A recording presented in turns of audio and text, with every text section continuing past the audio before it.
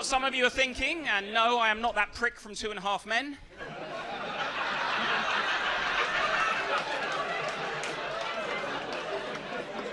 Fucking Americans. And I'm allowed to mock Americans because I married an American. Yeah, and we've done all of the classic cliche American couple things together. Been to baseball games and basketball games, been to divorce court. All of the cliche, yeah. But I spend a lot of time over there. Crazy place. There's so much stuff you're not allowed to do. You're not allowed to cross the street in America. That's jaywalking. You're not allowed to drink a beer on the street unless you hide it in a brown paper bag. You can't get into a car with a beer, even if you're not driving it. You're not allowed Kinder Eggs in America because they're terrified that some fat American kid with no gag reflex will try and swallow the thing whole and choke to death on the toy. In Illinois, where my ex is from, you're not allowed fireworks. If you want them, 50-mile drive to the next state, and they're really shit because they massively limit how much gunpowder they're allowed to put in them. Someone in America has worked out that gunpowder might be dangerous. The town where my ex was from, all the gardens, no walls, no fences allowed. Donald Trump would go berserk. Now, with all of that in mind, imagine how I felt when they started taking the piss out of us in the UK because we have to buy a TV license. Oh my God, you got to buy a license to watch television?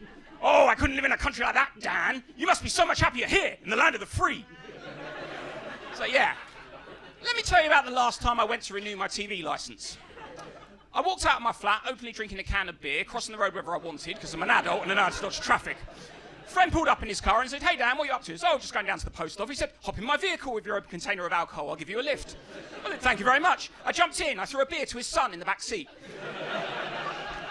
He's 18, that's fine. So what are you guys up to? He said, "Oh, just going to the local supermarket to buy some exhibition level fireworks." I said, "Oh, yeah, you should come round later, we're in a party in our walled garden and we've got a load of Kinder Eggs for the kids." "Sounds great, what's the occasion?" "Oh, we're celebrating, a friend of ours just had an abortion."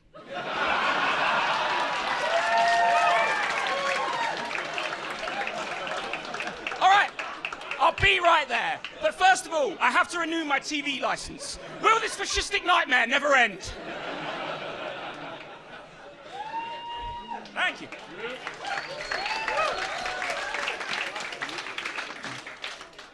But yeah, I got divorced, and that was brutal. She took half of everything.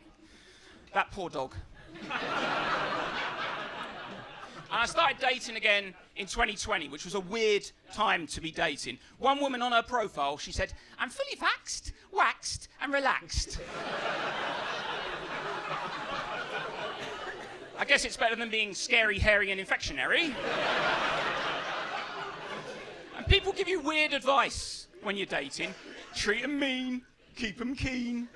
It's not good advice just because it rhymes. Follow her all day. Watch out for pepper spray. The best dating advice I ever got was from my granddad, and I didn't listen.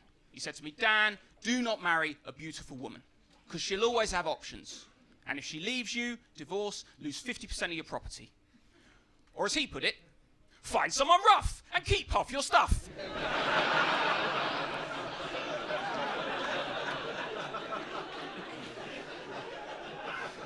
But I have a girlfriend now.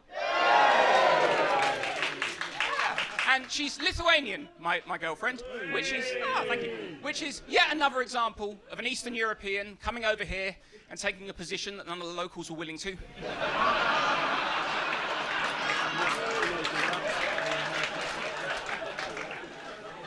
And it's a beautiful relationship. She says the sweetest things to me. "I used to date guys just based on their looks. But not anymore." And we can talk about anything. For example, a friend of mine recently got propositioned by a high-priced call girl in a hotel bar. And I'm like, that's never happened to me. Am I not good-looking enough for a high-priced call girl? Maybe I'm too good-looking. And the call girl saying, "Oh, he can have any woman he wants." My girlfriend's response, "No, you look poor."